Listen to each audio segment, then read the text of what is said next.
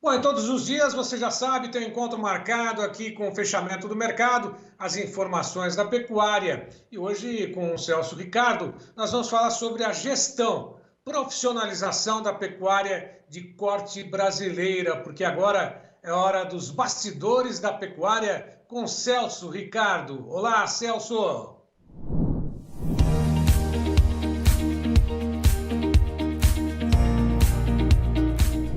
Olá, meus amigos do canal Tempo e Dinheiro, aqui quem fala é Celso Ricardo e hoje eu quero falar um pouquinho sobre a profissionalização da pecuária de corte, mas nós poderíamos estender também essa maneira de ver, pensar e agir também para a produção de grãos. Eu acho que o produtor rural brasileiro, em sua grande maioria, precisa de uma vez por todas definir o que ele quer da sua propriedade rural. Uma área de lazer, ele quer uma área para seguir cultuando questões familiares, ou ele quer fazer da sua área rural, da sua propriedade rural, uma área produtiva, uma verdadeira empresa a céu aberto. E para isso nós precisamos de algumas considerações, nós precisamos de alguns entendimentos. Claro que nós precisamos de mais clareza e informação com relação ao agronegócio a nível de Brasil e de mundo, porque esses são fatores muito importantes que vão, de uma certa forma, orientar o produtor rural para as suas atividades, para que ele possa ter uma ideia exata sobre o que investir, como investir, né, e de que maneira ele vai comercializar, né, a sua matéria-prima, mas é fundamental o produtor rural, o pecuarista brasileiro, entender o que ele quer. Investir a qualquer custo não é sinal de desenvolvimento, não é sinal de profissionalização. Ter um bom capital para investir na sua propriedade rural não significa desenvolvimento, não significa profissionalização. Ter condições de investir na sua propriedade rural em termos de tecnologia, né, de equipamentos apenas, não significa profissionalização. A profissionalização começa no meu pensar e no meu agir, em termos de propriedade rural da porteira para dentro e também levando em consideração a minha matéria-prima no depois da porteira, né, o quanto eu posso comercializar e a que preço eu estarei comercializando para justificar todo o investimento que eu faço dentro da propriedade rural. Então, quando a gente analisa, e aí é interessante a gente fazer parâmetros, né, das empresas, principalmente as de sucesso. E aí eu faço um parâmetro aqui com relação à pecuária de corte.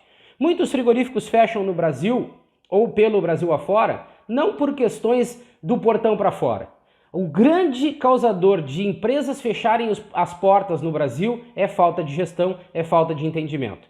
Mas para os frigoríficos que se sobressaem, o que eles têm? Eles não trabalham diretamente com as questões de interesse do proprietário rural. Frigorífico de sucesso ele não trabalha com modismo, ele não trabalha com status.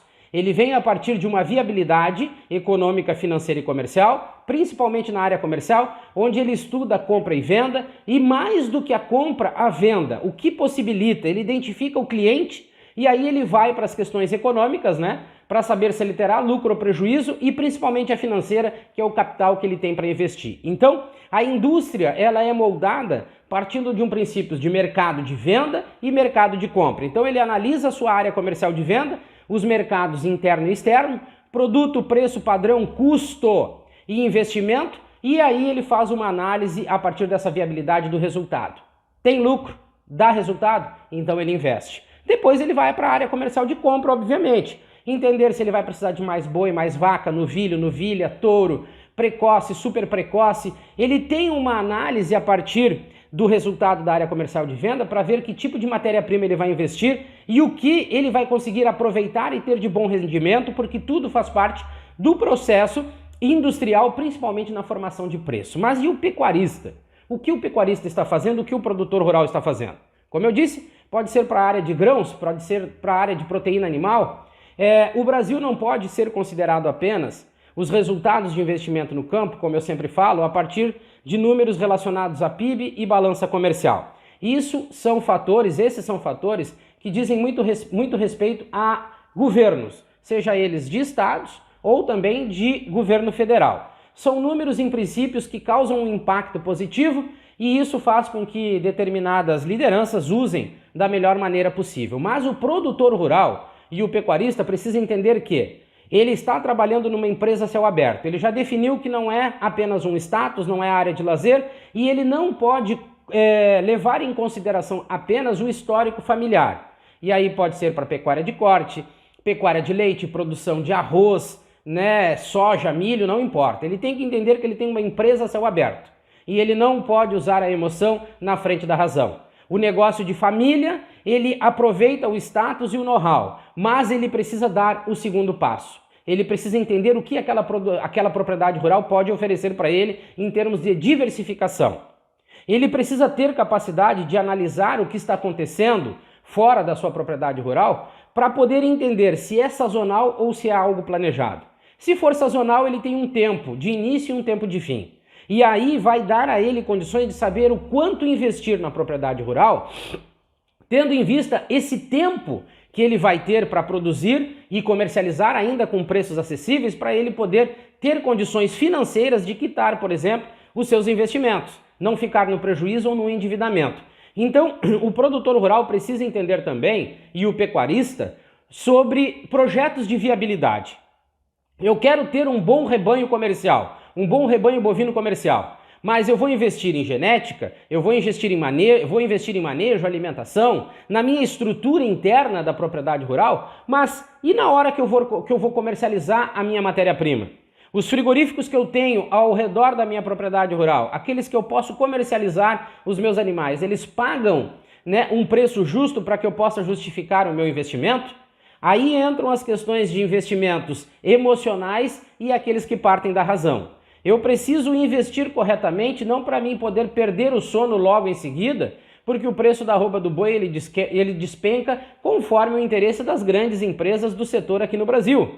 Então eu preciso entender de viabilidade, sim, econômica, financeira e comercial, assim como as indústrias. Eu preciso entender para quem eu vou vender a minha matéria-prima. Aí entram naquelas questões que eu vou ter uma propriedade rural, que eu vou trabalhar genética, eu vou trabalhar exportação de gado vivo, eu vou trabalhar a venda para os frigoríficos. Quais os percentuais? Quais os mercados que eu tenho em mão? Eu vou fazer da minha propriedade rural o ciclo completo? Cria, recria, engorda? Como eu vou trabalhar? Mas o mais importante que eu vejo nesses 15 estados que eu andei, o pecuarista, na sua grande maioria, trabalha pela emoção do momento, ou seja, pelo preço da arroba que está sendo praticado naquela hora. E nós precisamos, como eu disse, e aí não somente o pecuarista, mas o produtor rural, entender o que acontece da porteira para fora.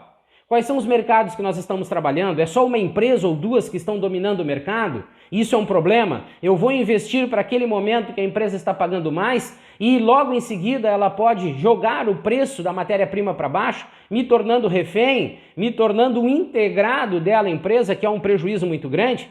Então, entender de mercado é fundamental para o pecuarista, para o produtor rural. Não adianta, ele tem que entender da porteira para fora, assim como ele tem que dominar o antes e o dentro da porteira. Então, viabilidade econômica, financeira e comercial é fundamental para que ele possa entender o que ele vai fazer com a terra, qual o tipo de insumos, de equipamentos que ele vai usar, que ele vai investir, tendo por base o preço praticado na hora da comercialização. Precisa ser dessa forma. Não adianta investir demais se eu vou ter prejuízo na hora da comercialização. Então, esse preparo do antes da porteira, dentro da propriedade rural, é fundamental. É crucial para que o pecuarista saiba se ele vai ter lucro ou prejuízo na hora da comercialização. Não adianta investir demais se o preço na hora da comercialização vai ser de menos. Aí eu passo para o dentro da porteira. Eu estou com a matéria-prima pronta, eu estou com o meu rebanho bovino pronto, já na hora da comercialização. Ou seja, eu tenho soja, eu tenho milho, eu tenho trigo, eu tenho arroz, mas eu não tenho capacidade estática de estocagem, eu vou ter que estocar dentro de algum silo, de algum armazém. Qual é o meu resultado? O que eu vou conseguir obter com esse tipo de operação?